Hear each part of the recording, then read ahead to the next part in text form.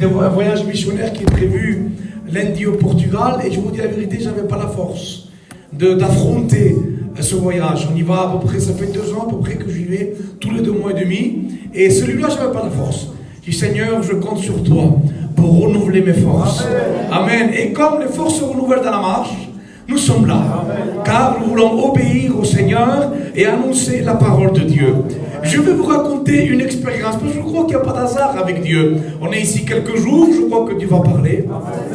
Au travers de tous les frères, ça a commencé déjà. J'ai entendu, on ressent, amen, qu'il y a l'onction et la bénédiction de Dieu. Et je crois que Dieu va continuer à parler. Chacun a reçu différemment. Chacun a reçu un don que Dieu lui a donné, et il sera bénéfique lorsqu'il apportera ce qu'il a reçu. On n'imite pas les gens, on donne ce que nous avons reçu. Alléluia. Je vais vous raconter une expérience. J'ai ressenti des études bibliques. Bon, ça fait un petit moment que ça s'est passé, donc je peux le dire. Et mes anciens ne sont pas là. Donc ça va. J'ai descendu des études bibliques. Ne lui dites pas, je sais que vous connaissez Xavier, ne lui dites pas. Mais je descendais à peine des études bibliques, et mon frère Ronzo, de qui je m'occupe aussi, me téléphone, me dit, Antonio, on est à Lille. Il y a 50 caravanes. Et il y a un local, mais il n'y a pas de pasteur. Et ils ont soif. Ils ont soif de la parole de Dieu. Mais je descends des études en première année. Et je dis, Seigneur, où je vais il dit, viens, fais-nous des réunions. Mais vous avez vu, c'est un petit peu compliqué quand c'est dans les études. Bon, j'ai dit, Seigneur, et j'avais 200 € dans ma poche. 200 €, c'est Béziers-Lille. C'est tout. Tu ne reviens plus. C'est un aller sans retour. Il n'y a plus pour revenir, c'est trop loin. Et j'avais mon petit camion, ma femme, mes enfants. Je dis, rentre ma femme, je dis, qu'est-ce qu'on fait, ma femme? Je dis, on a que ça. Soit on attend un peu, je travaille un petit peu, on y va dans 15 jours, soit on s'en va demain, mais on ne sait pas comment on revient. Et elle me dit, écoute, partons. Alors j'enlève la séparation du camion, comme les gitans d'avant, tu sais. Je mets un kick-clac, bon pour aller en prison, je mets un kick-clac derrière, je mets mes enfants sur le kick-clac. Oh, 1200 ou 1100 kilomètres, ça ne s'arrêtait plus. Je croyais qu'on allait tomber. Je dis, Seigneur, il n'y aura plus de terre. Ça ne s'arrêtait plus la route. J'arrive là-bas. Et écoutez l'expérience. Parce que je crois sincèrement que ça peut toucher quelqu'un ce soir. Et j'arrive là-bas, et quand j'arrive là-bas, si vous voulez mieux, je vois, tu sais, je ne les connais pas. Je connais que Ronzo et quelques personnes qui étaient là, mais le reste, je ne connais pas. Et il y avait plein de garçons, plein d'hommes, de femmes que je ne connaissais pas. Et j'ai prié, Seigneur, si je ne les connais pas, donc je ne les aime pas. Hein? Je les aime dans la courtoisie. Mais toi, tu les aimes. Alors, Seigneur, bénis-les. Voilà ma foi, toute ma foi. J'arrive là-bas, et quand on arrive là-bas, on prêche, et c'est un peu difficile. Alors, écoutez-moi bien, l'angoisse, heureusement que je n'étais pas au courant de ça, j'ai prêché en 20 jours 42 fois. Et je sortais des études. Le poids du monde entier sur moi. Et une fois que j'ai commencé, j'ai appelé mes anciens, un frère pasteur de l'église, pas l'ancien, j'ai eu trop peur. Et j'ai dit, frère, je prêche beaucoup. Je te le dis, maintenant je suis obligé parce que c'est la vérité. Il me dit, prêche et tais-toi. Et un jour, on est en train de faire on achète à manger à Carrefour, à Auchan. Et un garçon, il pleure de l'angoisse, il part en courant. Je dis, Seigneur, qu'est-ce qu'il a? Et il rentre dans son camping et il pleure. Il met tout dans le noir et il pleure, il pleure, il pleure. Moi, je fais considérer, je ne sais pas, je pars. Je m'en vais prier, sa mère me dit que tu es mon petit. Mon petit fait des grosses crises d'angoisse, il ne s'en sort plus. Il croit qu'il va être malade, il croit qu'il va mourir, il croit que ça va être fini pour lui, il s'étouffe même. Même il manquait d'oxygène, il n'y avait rien. Mais c'était l'angoisse qu'il avait. Et il dit, quand il prend cette crise, il met sa femme et ses enfants dehors et il pleure. Et il pleure, et il pleure. Il me dit, vous devez aller le voir. Je dis, Seigneur, qu'est-ce que je dis? Ben, je vais aller quand même, le garçon est là, je vais aller. Et je monte dans la caravane, je m'assois dans le camping. Et lui, il est là, je suis là, tout est noir, il ne me connaît pas, je ne le connais pas. Et il pleure. Et je l'écoute pleurer. Je ne sais pas quoi dire, Seigneur, je ne sais pas quoi dire, qu'est-ce que vous voulez dire là? Vous ne pouvez pas parler du tabernacle. Je dis, qu'est-ce que je vais dire, Seigneur là? Et il pleure. Et je l'écoute pleurer. Et il me dit, pasteur, il dit, pourquoi Dieu, à moi, ne m'écoute pas? Pourquoi il ne me fait pas cas? Pourquoi moi je ne peux pas être chrétien? Regarde, j'ai demandé à Dieu de m'enlever l'angoisse. Et ça ne part pas. Et là, le Saint-Esprit me saisit. Et je lui dis, tu dis que Dieu ne t'écoute pas. Et pourtant, il vient de faire 1200 km et de monter dans ton camping. Pour te dire qu'il t'aime. Il a été brisé. Il a commencé à pleurer, mais là, le pleur a changé. Là, moi, c'est parti. Il s'est converti. Sa femme s'est convertie. Et je les ai baptisés l'été d'après avec des frères anciens. Tu te dis peut-être, on se laisse conduire les frères. C'est pas pour moi l'évangile. Peut-être tu te dis, je n'y arriverai pas. Dieu ne fait pas attention de moi. Eh bien, Dieu est là ce soir. Dieu est là ce soir et il fait tellement attention à toi qu'un petit frère là de Béziers que tu ne connais pas est en train de te dire ce soir que Jésus t'aime. Et qu'il n'y a pas d'hasard avec Dieu. Et que ce n'est pas pour toi quelque chose d'impossible. La petite sœur, elle a dit en témoignant, elle a dit, je me sens pas favorable aux yeux de Dieu. Je veux te donner un scoop. Personne n'est favorable. Le meilleur des hommes, la Bible dira, que la justice de l'homme est comme un manteau souillé devant Dieu. Il ne parle pas de l'injustice. J'aurais compris, dit l'injustice, j'aurais compris. J'aurais dit, bon, c'est vrai, l'injustice est comme un manteau souillé, mon frère. Je comprends. Mais là, il dit non. Il dit la justice de l'homme. La justice de l'homme est comme un manteau. C'est-à-dire que le meilleur de l'homme. Vous prenez les qualités d'un homme. Il y en a un qui est le plus sage. On prend le plus sage. On prend le plus fort. On prend le plus beau. On prend le plus éloquent. On prend le plus voyant. Et on fait un parfum. Et ce parfum, lorsqu'il s'exhale, on dit, bon, Seigneur, ça va sentir bon. Lorsqu'il s'exhale, Dieu le sent. Et il dit, ça sent mauvais. Ça, c'est le cœur de l'homme devant Dieu. Donc, tu sais, personne n'est favorable. Nous sommes favorables quand son parfum à lui est déversé. Amen. On n'est pas sauvés par nos œuvres. Nous sommes sauvés par la grâce. Amen. Alléluia. Dieu te cherche. Il t'aime. Et toi aussi, tu peux être un chrétien. Il n'y a pas de moi, je ne peux pas. Il y a de ce que Dieu te parle ce soir. Et qui te dit que ton cœur, c'est beau Seigneur, que ton cœur ne se trouble pas. Croyez en Dieu, croyez en moi. Il y a plusieurs demeures dans la maison de mon Père. Si cela n'était pas vrai, je ne vous l'aurais pas dit. Mais cela est vrai. Amen. Vous savez, dans Jean 14, il y a un contexte. Il y a un contexte. Parce que si on prend un verset sur le contexte, on peut faire n'importe quoi avec. Seigneur, que Dieu nous pardonne de dire n'importe quoi. Mais on peut le tordre comme on veut. Un texte sur le contexte de pourquoi il a dit. Jean 14, Jean 15, Jean 16, Jean 17 étaient les dernières instructions de Jésus à ses disciples. Il y avait un dernier message. C'est beau, Seigneur. Il donnait un dernier message aux siens. Et donner un dernier message aux siens. Parce que Dieu parle aux siens. Il donnait une dernière instruction. Et donc il commence par Jean 14, parce que Jean 13, il lave les pieds des disciples. En Jean 14, il commence à exhorter.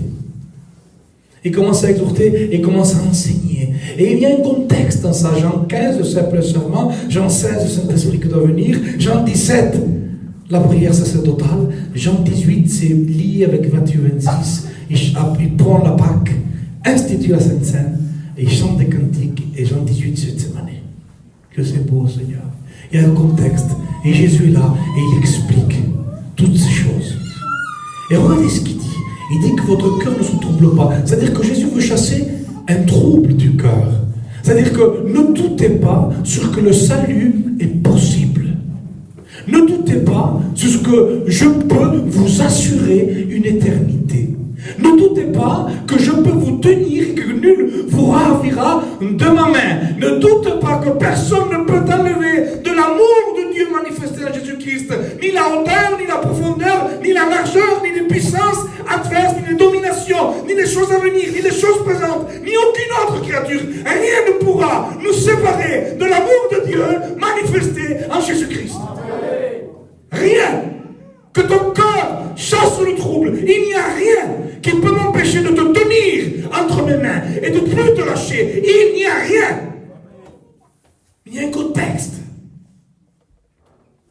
là, dans verset 6 de Jean 14, je suis le chemin, la vérité et la vie. La vie, c'est ce que tout le monde recherche. Et nous sommes tous d'accord que pour acquérir quelque chose que nous voulons, il faut y marcher sur un chemin. Mais entre-temps, il y a quelque chose au milieu qui est d'une importance capitale. Que sans cette chose, il ne peut pas y avoir comme fruit la vie. C'est la vérité. S'il n'y a pas de vérité, il n'y a pas de vie. C'est impossible. Il est impossible que dans un mensonge, on peut ouvrir la porte de la vie.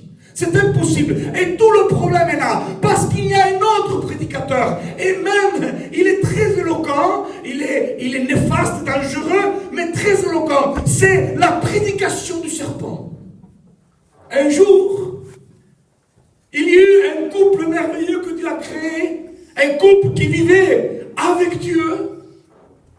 Et il y a un prédicateur, un mauvais prédicateur, un mauvais message, si vous voulez mieux, une mauvaise idée des choses, une mauvaise compréhension des choses qui va s'immiscer dans le message du serpent. Dieu va donner sa prédication, Dieu va donner sa vérité. Et lorsqu'il va donner sa vérité, il dira, écoute-moi bien, tout ce que tu vois t'est permis. Tout est pour toi. Tous les fruits tu peux manger, de tout ce que tu vois c'est permis. Mais du fruit de l'arbre de la connaissance du bien et du mal, tu n'en mangeras pas, car tu mourras certainement. Je crois que le message est pour quelqu'un ce soir. Tu mourras certainement. Il ne dit pas tu mourras peut-être, il ne dit pas tu mourras si j'en dois réfléchir, tu mourras si tu passes en commission. Non, tu mourras certainement, c'est une certitude. Si tu désobéis, tu mourras. Mais là, l'homme est averti. La femme est avertie. Et le serpent arrive et lui donne sa vérité, qui n'est autre qu'un mensonge. Il lui dit, pourquoi tu ne prends pas de ce fruit-là? Elle dit, non, dit la femme. Ah non. Il dit, parce qu'il ne faut pas qu'on le touche ni qu'on le mange, dit elle. C'est une petite pensée. Hein. Frères et sœurs, vous avez vu? Quand Dieu parle à Adam, il dit, le jour où tu en mangeras, tu mourras. C'est Dieu qui parle à Adam. Mais, à moins que ça m'ait échappé, il n'y avait pas Ève quand Dieu dit ça. Mais à Ève, qui c'est qui lui a dit? Adam. Et quand Adam donne l'information, Ève rajoute le toucher. Parce que lorsque ce n'est pas Dieu qui parle, que c'est l'homme qui parle, on rajoute des choses. Et nous avons besoin de la parole de Dieu, pas la parole des hommes. Parce que sinon la parole des hommes, on passe à côté de certaines choses, parce qu'on rajoute, on enlève. Mais lorsque c'est Dieu qui parle, on dit ce qui est juste, ce qui est vrai, on ne rallonge pas, on ne raccourcit pas. Nous avons besoin de la parole de Dieu. Et là, il dit Dieu, et écoutez-moi bien, frères et sœurs et amis, le serpent est allé voir Ève parce qu'il savait que Ève était enseignée par l'homme. Il n'était pas voir Adam, parce qu'Adam était enseigné par Dieu. Adam n'aurait pas péché. Mais il s'est laissé tenter par elle.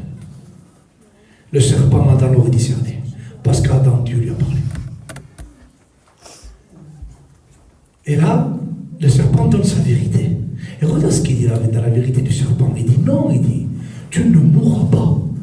Pour moi qui l'invente des frères, c'est dans Genèse. Hein. Tu ne mourras pas. Alors Dieu dit, si tu pêches, tu mourras. Le serpent prêche, il dit, tu ne mourras pas.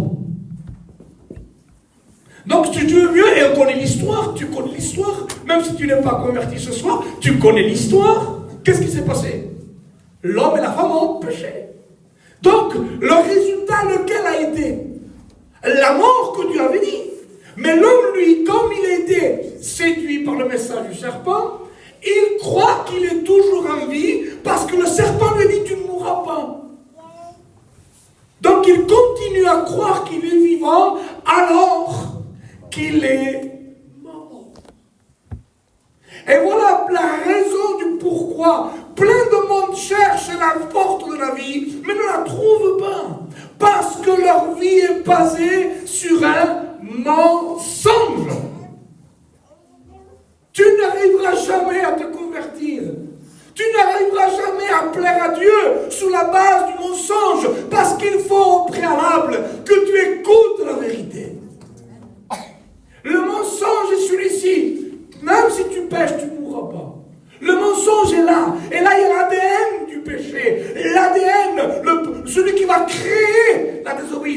sait, on peut pécher et continuer à être en vie. Là, il y a tout l'ADN du péché. On peut pécher et continuer à exister devant Dieu. Ce n'est pas ce que la Bible dit. Vous avez vu, le mot mort veut dire séparation. Nous avons une notion très forte, parce que lorsqu'on perd quelqu'un, c'est tellement fort qu'on ne s'habitue pas à ça. Et nous, quand on dit mort, on réfléchit de suite à ce qu'on a vécu lorsqu'on a perdu quelqu'un. Et Dieu, si vous voulez mieux, pour lui, mort, ça veut dire séparation. Et il y a comme ce parfum que Dieu veut que tu comprennes, que la grande douleur que tu ressens lorsqu'il y a une mort, tu dis je ne le reverrai plus, c'est ce qu'il y a dans le ciel lorsqu'un homme est dans le péché. Il y a une déconnexion. L'homme est déconnecté. Tu mourras certainement. Et dans son processus de mort, si vous voulez mieux, il va être enclenché et tout l'être de l'humain va être touché. Alors, instantanément, dès que l'homme pêche, alléluia, dès que l'homme pêche, il est mort, il est déconnecté. Spirituellement. Mais, Adam continue à respirer. Alors, on pourrait dire, si on ne connaîtrait pas la Bible, ben, le serpent n'avait pas trop tort, il vivait toujours. Parce que le serpent veut que tu crois que ce que tu vois. Mais il y a une réalité que tu ne vois pas. Ce n'est pas parce que tes poumons respirent que tu es vivant. Il y a une différence entre vivre et exister. Une différence entre participer à un temps sur terre et vivre devant Dieu. Dans la réalité du serpent, c'est ce que tu vois qui compte. Fais ce que tu dois faire, vis ta vie. Tu es vivant. Et c'est le mensonge du serpent. Mais dans la vérité de Dieu, c'est que l'homme qui pêche est dans la mort. Bien sûr, ce processus de mort, comme la lèpre, touche et atteint la mort physique. Un peu plus tard, dans la parole de Dieu, il dira que l'homme n'excédera pas les 120 ans. Et là, la mort physique est touchée.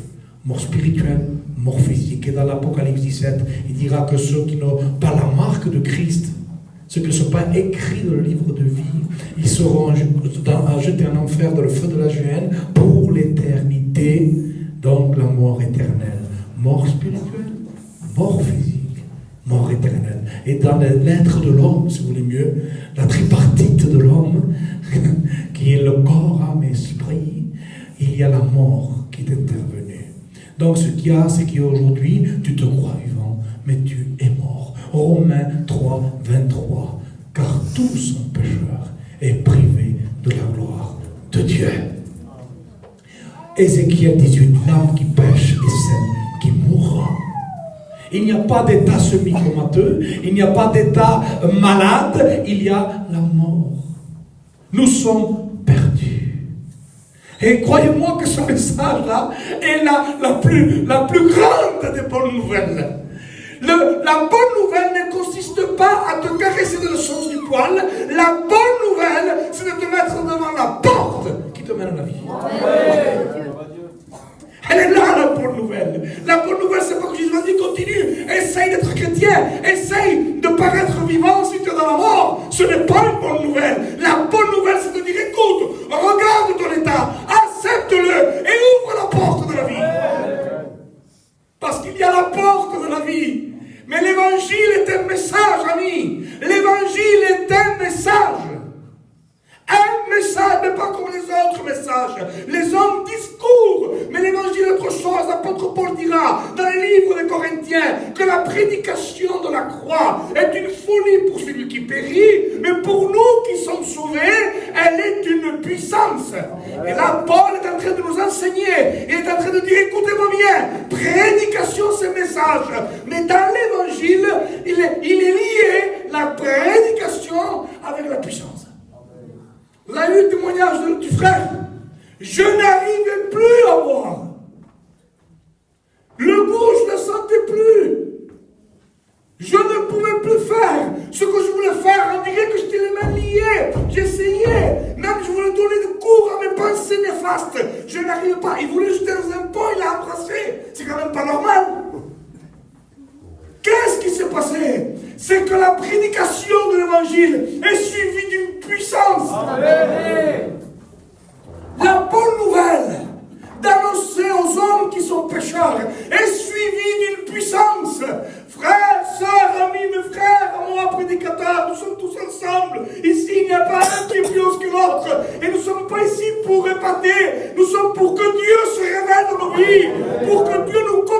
vérité. On sauvera personne en prêchant une morale chrétienne. Mais nous sauverons les gens lorsque nous prêchons la croix et la croix de Christ.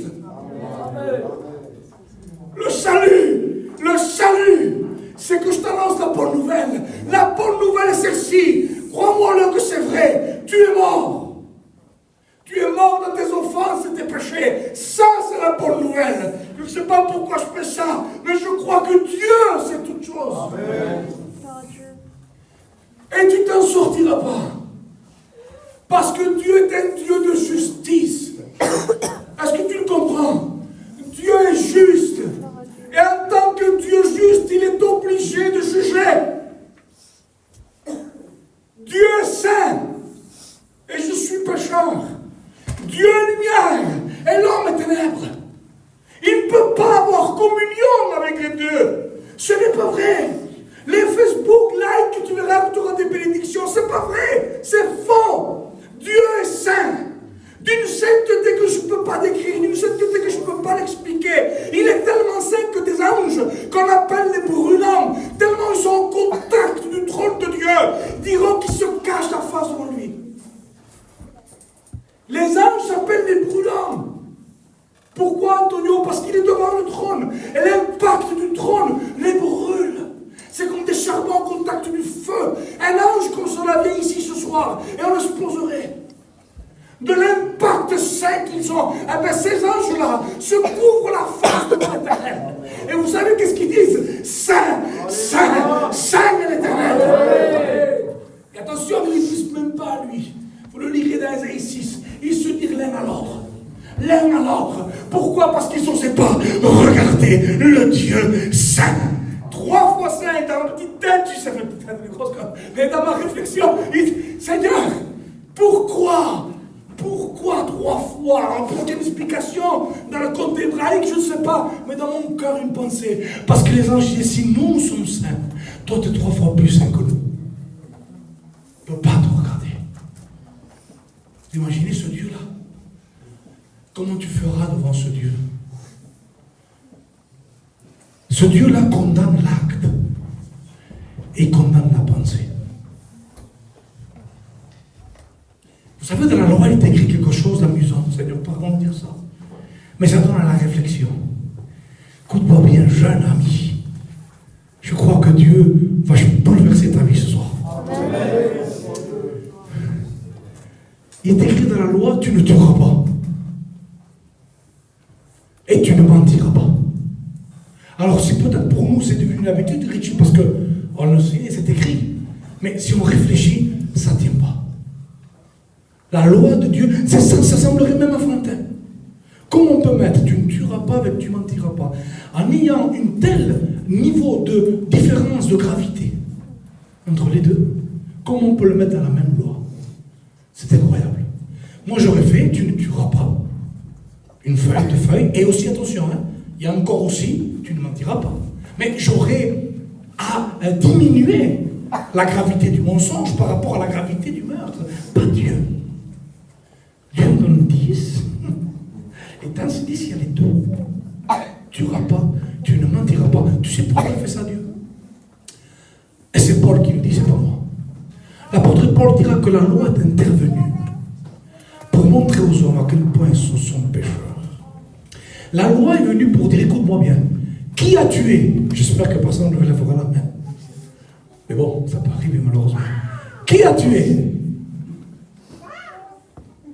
Alors, normalement, il y a des mains qui sont baissées parce que personne n'a tué. Mais si je dis qui a menti? Que celui qui n'a jamais menti lève la main. Et là, de la même façon, quand on ne lève pas la main pour le meurtre, on ne peut pas lever la main en disant qu'on n'a jamais menti. Pourquoi? Parce qu'on a tous menti. Et Dieu est en train de dire, écoute-moi bien, je suis tellement saint que je condamne le meurtre et je condamne le mensonge. Autrement dit, que tu tues ou que tu mentes, pour moi, tu es pécheur. C'est ce que dit la loi. La loi est en train de dire aux hommes, vous n'arriverez pas à rentrer au ciel. Je suis trop saint. Antonio, je vais essayer de me tenir, Seigneur. Je vais essayer de me tenir devant Dieu. Essayez de ne pas tuer, de ne pas mentir. Bravo, si tu as arrive, bravo. Mais je vais aller encore plus loin. Mon Seigneur, le Dieu de l'amour et de la grâce, il dira, moi je dis que si vous le pensez, vous l'avez commis. Seigneur, je m'en sors plus. Dieu condamne la pensée et il condamne l'acte. Autrement dit, le Seigneur veut, écoutez-moi bien. Vous savez, si je veux prendre un enfant, et je veux qu'il ne réussisse pas l'épreuve de sauter une barrière que je veux faire sauter, d'accord? Et l'enfant fait cette taille-là. Si je mets la barrière là, qu'est-ce qu'il va faire? Il va la sauter. Mais si ma volonté, c'est qu'il comprenne qu'il ne peut pas la sauter, je mets la barrière là. Pour qu'il comprenne qu'il ne peut pas la sauter. Dieu a mis la barrière là. Il a dit, je condamne la pensée, je condamne les actes, je condamne le meurtre, je condamne le mensonge, pour que tu comprennes que tu ne peux pas te sauver par toi-même. Tu n'arriveras pas. Et ça, c'est la vérité. Ça, c'est la vérité. Mais je bénis Dieu. Parce que mon Seigneur ne prêche pas seulement. Il agit. Parce que dès que nous sommes en face de la vérité, il y a un autre impact que tu vas vivre. Dès que l'homme et la femme disent, Seigneur, je suis pécheur et privé de ta gloire, c'est vrai. Alors il y a un autre impact. L'impact de la croix qui sauve. Amen. Devant Dieu, il n'y a pas de bon et de mauvais. Nous sommes tous mauvais. Je vous ai raconté, amen, que les anges se couvrent la face. C'est des anges, ils n'ont pas péché, ces anges-là. Ils brûlent tellement qu'ils sont au contact du trône. Et dans Luc 18, il y a un homme de mauvaise vie, un public. Mais lui, par contre, c'est pas un ange. Lui, c'est les boissons, la drogue, l'alcool, l'adultère. Et lui, il comprend le message aussi. Et vous savez qu'est-ce qu'il fait? Il baisse la tête. Et se frappe la poitrine. Il fait, c'est bizarre, parce que les anges saints se couvrent la face. Le public aussi. Ils ont un point commun. Parce que même si on est super gentil ou super méchant, lorsque nous sommes devant Dieu, on ne peut que se couvrir la face. Et là, la Bible montre que les deux extrêmes ne peuvent pas lever les yeux. Parce que la dette est trop lourde. Parce que Dieu est saint, il ne peut pas, amen, il ne peut pas se mélanger avec le péché. Un jour, un grand prophète que vous connaissez a désiré voir quelque chose de une bénédiction de Dieu. C'est le prophète Moïse. Croyez-moi que s'il y avait quelqu'un qui méritait l'exaucement dans une prière, par rapport aux hommes, c'était bien Moïse, le grand libérateur. Un jour, il prie, ces hommes. Et quand il prie, quelle prière merveilleuse, Exode 33. Seigneur, fais-moi voir ta gloire. Quelle prière. Fais-moi voir ta gloire. Et moi, j'aurais dit, mais Seigneur, c'est quand même le libérateur d'Israël. Est-ce que vous croyez que Moïse était bon?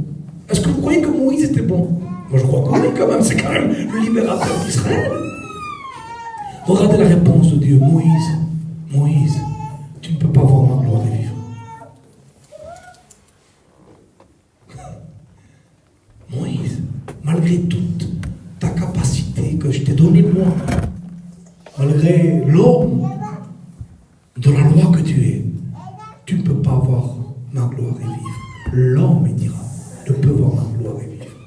Mais j'ai aimé parce qu'il n'a pas dit que la gloire était inaccessible. Il n'a pas dit ça. Il a dit que l'homme ne peut pas la voir. Alors, Moïse est là. Et Dieu dit, mais il y a un rocher. Alléluia. Il y a une pierre qui est à côté de toi et qui est auprès de moi. Et je ne suis pas très fort à l'école, mais j'ai jamais vu en géographie un rocher aussi haut qui touche le ciel. Ce rocher, c'est quelqu'un. Et dit Moïse, rentre dans le creux du rocher. Rentre dedans, Moïse. N'essaye pas de rentrer dans la gloire. Tu n'y arriveras pas. Mais rentre dans le creux du rocher. Ce creux-là, ce rocher-là porte un nom. Jésus-Christ de Il fallait payer pour le péché des hommes. Il fallait payer la dette. Mais comment on fait pour payer un Dieu saint? Il faut être un homme saint. Comment on fait pour payer un Dieu d'éternité? Il faut être un homme d'éternité. Comment on fait? Dans l'idéal, il faudrait qu'un homme n'ait jamais péché et qui a vocation d'être éternel. Il n'y en a qu'un. Il n'y en a qu'un, mon ami. Ce n'est pas la religion. L'évangile n'est pas une religion. L'évangile n'est pas une religion. L'évangile est une vie réelle. L'évangile est une vie réelle. L'évangile n'est pas une religion. Tu as trop écouté la religion. C'est pour ça qu'aujourd'hui tu en es là. Seigneur, je crois avoir compris ou vécu quelque chose, mais en réalité, il n'y a rien. Pourquoi? Parce qu'on est rentré dans une religion. Un jour, Jésus est invité dans des noces. Il est rentré dans des noces. Il vient dans un mariage, c'est un beau mariage. Il arrive dans le mariage, son premier miracle. Et il y avait une festivité. Et il y avait sa mère avec lui, Marie, qui est le symbole de la religion. Marie est le symbole même de la religion, qui est l'image de la religion catholique. Et là, si vous voulez mieux, Marie est avec Jésus. Elle est avec lui. Et quand elle arrive au mariage, eh bien, les gens lui disent, tiens, on va aller voir Marie pour dire à Jésus qu'il n'y a plus de vin. Et quand Marie passe, si vous voulez mieux, le message, Jésus l'arrête de suite.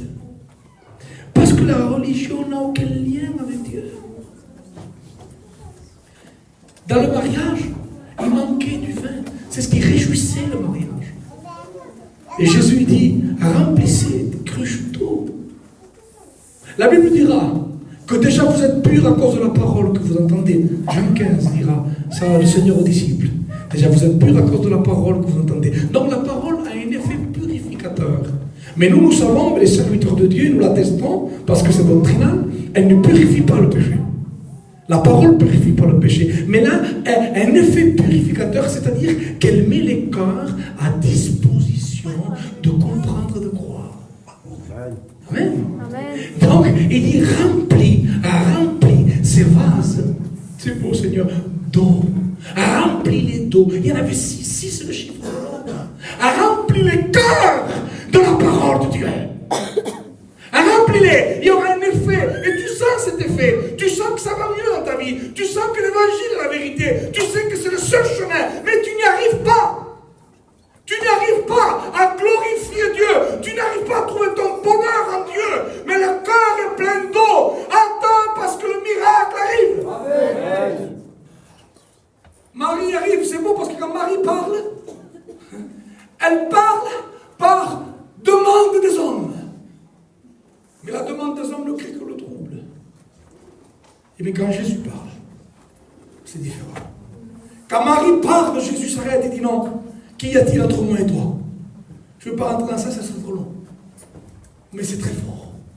Qu'y a-t-il entre moi et toi, dira Jésus à Marie, la religion. Écoute-moi bien, c'est important, je crois que je voulais dire, c'est important. Marc 5, des démons parlent à Jésus. Et vous savez qu'est-ce qu'ils disent les démons? Qu'y a-t-il entre moi et toi? C'est vrai ou pas, les frères? La même phrase. Ça veut dire quoi, ça, pasteur? Ça veut dire, écoutez-moi bien, autant de différence il y a entre les ténèbres et la lumière, autant de différence il y a entre la religion et la vraie vie avec Christ. Il n'y a rien à voir entre la religion et la vie avec Christ. Et Jésus, il a fait un miracle. Il est beau ce miracle. Et il peut le faire pour toi. Il change l'eau en vin. Et il faut que dans ton cœur, à partir de ce soir, l'eau crée le sacrifice. Il y a trop longtemps que ça reste avec de l'eau. Il faut que celui qui doit parler parle. Tant que c'est Marie qui parle, ça restera de l'eau. Mais quand Jésus parle, il est le seul qui peut faire que l'eau se transforme en sang. Et il est le seul. Pourquoi? Parce que la parole, c'est lui. Et tu sais ce qu'il a fait? Il a pris le corps d'un homme. Étendu, la Bible dira qu'il a réconcilié. Amen. Il a réconcilié les hommes avec lui-même. Et il s'est mis dans un corps d'un homme. Et il a marché en parfaite obéissance. La Bible dira, frère, sœurs, il dira, il a pris l'obéissance quand bien même fut fils. Il a pris l'obéissance. Pourquoi il a appris? Parce qu'il ne la connaissait pas. Il n'obéissait à personne, il était Dieu. Il a appris à obéir. Il a appris à obéir, il s'est humilié. Il a marché comme toi et moi. Il y en a qui disent, c'est pas biblique, c'est pas doctrinal, mes frères serviteurs le savent. Non, mais ce n'est pas un homme comme tous les autres. Il est venu comme un simple homme. C'est ce que dit la Bible. Il était 100% homme, 100% Dieu. C'est un mystère qu'on ne peut pas. On ne peut pas élucider. C'est un mystère, amen pour le mystère. Mais il est venu comme un homme. Sinon le sacrifice n'était pas vrai. Il est venu avec la chair, le corps et le sang. Et il a marché. Et il a marché là où toi tu ne peux pas marcher. Il est venu. Et lui, il n'a jamais péché. La rançon était là. La paix était là. Ce que les hommes ont échoué. Là où tu échoues, là où j'échoue, où tous les frères ont échoué. Lui, il n'a pas, lui, l'ADN du serpent.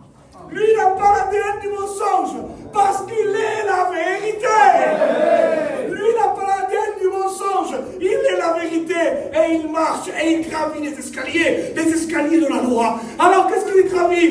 Écoute, toi, Israël, tu aimeras ton Dieu lui seul, ton cœur, ton âme, ta pensée. Déjà, nous, on a péché, ça ne parle plus. Ah, ça y est, on ne peut plus monter. Lui, il a gravi. Il aime Dieu.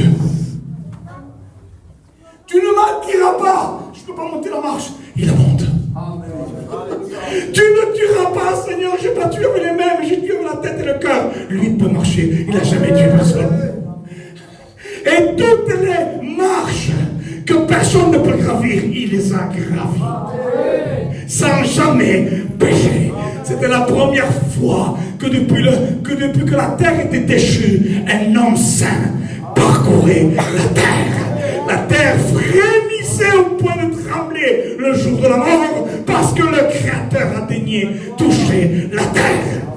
Alléluia. Il est venu, il a marché. J'aurais voulu être une pierre effleurée par son pied. Et devenir pierre. La Bible dira même, si j'arrêterai les gens de prêcher, les pierres crieront. La création était bouleversée par la venue de Jésus. Alléluia.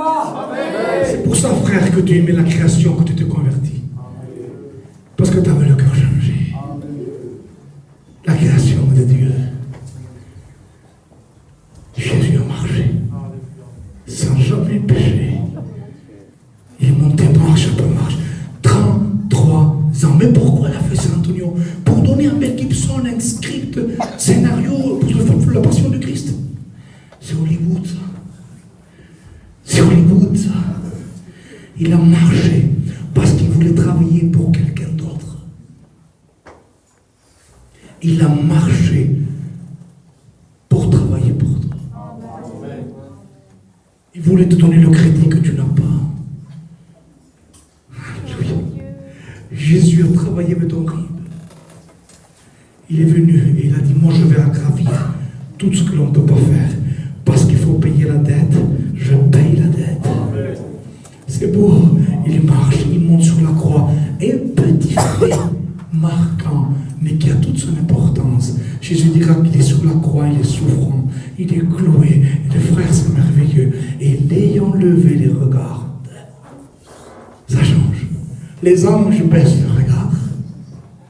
Le plus qu'un baisse le regard, lui l'élève. Gloire à Dieu. Parce qu'il est le seul qui ne rougit pas devant Dieu. Parce qu'il n'a aucun péché en lui. La sainteté qui était au ciel était en lui sur terre. Jésus est le grand vainqueur. Adam a péché dans un paradis sur terre. Mon Christ a obéi sur une terre déchue. Alléluia. Il est venu pour lui, rougissait pas.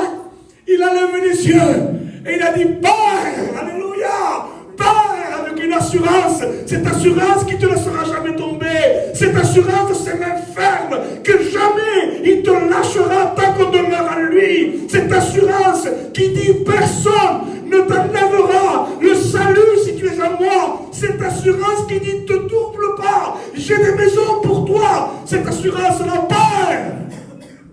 À toi je remets mon esprit, car tout est accompli. Amen. Et la Bible dira qu'il baissa les yeux et rendit l'esprit. Alléluia.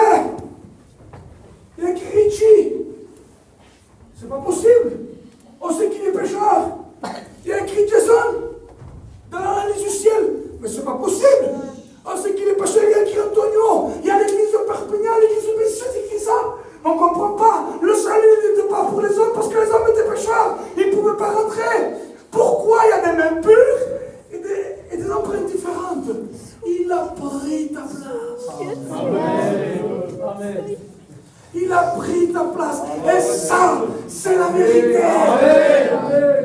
Il a pris ta place. Il a pris ta place. Il a pris ta main. Et il a dit, Seigneur, je donne ma pureté pour son péché.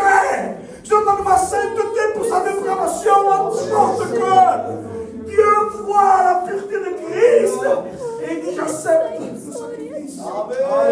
Et quiconque vient avec ses empreintes, Dieu dit, alléluia, Dieu dit, tu es accepté. Sœur, tu es favorable. Pourquoi? Mais je suis pécheur, oui, mais je vois. Crédit payé. Amen. Et Dieu est quoi, lui? Il est juste. Oh, c'est trop beau. Et comme il est juste quand c'est payé, c'est payé. Amen.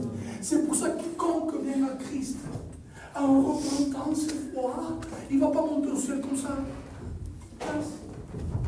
Non, il monte la tête haute. Parce que quelqu'un l'a payé pour lui. Là, c'est trop cher. Tu ne monteras pas la tête baissée. Tu ne monteras pas, laisse-moi un petit coin là, s'il te plaît. Non, tu monteras, tu diras, où est ma place? Amen. Où est ma place? Il y a quelqu'un qui a payé cher pour ma place. Une place méritée. C'est pour cela qu'il dira, les frères, c'est merveilleux. Il dira dans Romains 3, 24, 25, il dira qu'il a trouvé le moyen de justifier tout en restant juste. Comment il a fait pour faire ça? Il dit parce que Dieu ne peut pas justifier le péché. Mais Dieu est juste, alors il a envoyé son Fils pour mourir pour nous, afin de nous rendre justes, de sorte qu'il a trouvé le moyen de pouvoir dire, toi là, oui, tu vas au ciel, ta place a été payée. Merci. Tu es juste. Tu es juste. Non, mais tu sais que je suis pécheur. Tu es juste. Tu étais pécheur et mort dans ses offenses parce que la croix t'a pas atteint. Mais comme la croix t'a atteint, tu es juste. Amen. Tu mérites ta place. Tu mérites de lever la voix au ciel, de louer Dieu par les chants. Je te donne ce mérite. Je te donne cette place. Pourquoi? Parce qu'elle a été payée à un grand prix. Ce soir, mon ami, tu vas repartir d'ici, sous le siège du mensonge. Je te promets que la porte qui est derrière, c'est la mort. Mais je te dis, Seigneur, j'ai été éclairé par la vérité. La vérité ce soir m'a été peut-être lourde d'annoncer, mes frères, mais peut-être que ce soir c'était pour moi. Et j'ai compris aujourd'hui ta vérité. Je suis perdu. Mais Seigneur, tu as dit que tu ne te troubles pas. Que mon cœur ne se trouble pas. Parce que dès que nous sommes sous le siège de la vérité, il y a la porte. Écoutez-moi bien, il arrêterait là. La religion, elle se fait reprendre par Jésus. Elle se fait reprendre par Jésus. Alléluia, frère. Le temps passe. Et là, la situation change. On n'est plus dans un mariage, mon frère. On a la croix. Et là, il y a du sang. Et qui c'est qui a devant la croix? Oh, que c'est beau. Marie et Jean. Jean est l'apôtre de la mort. Jean est l'apôtre de la mort. Marie est le symbole de la religion. Mais là, il se trouve que les deux ont un point commun. Les deux regardent la croix. L'amour sans la croix est une folie. Parce que nous tous avons dans le péché, on croit qu'on est bien, qu'on est béni. C'est de la folie. Mais Dieu t'aime, tu sais, tu peux continuer comme tu veux, hein, Dieu t'aime, c'est faux. C'est de la folie, l'amour sans la croix. Mais la religion sans la croix, elle tue. Mais lorsque les deux regardent la croix, Jésus dit, Mère, voici ton fils. Quand la religion regarde la croix, elle produit l'amour véritable. Et il dit, fils, il dit à Jean, voici, il dit pas fils, il dit, voici ta mère. Et il dit à l'amour, et toi, lorsque tu regardes la croix, l'amour que tu as envers moi est discipliné par la religion. Et les deux avaient des regards fixés vers la croix. Il n'y a que la croix qui donne le vrai amour. Amen. Et la religion pour produire l'amour. Alors ce soir, nous viens à celui qui a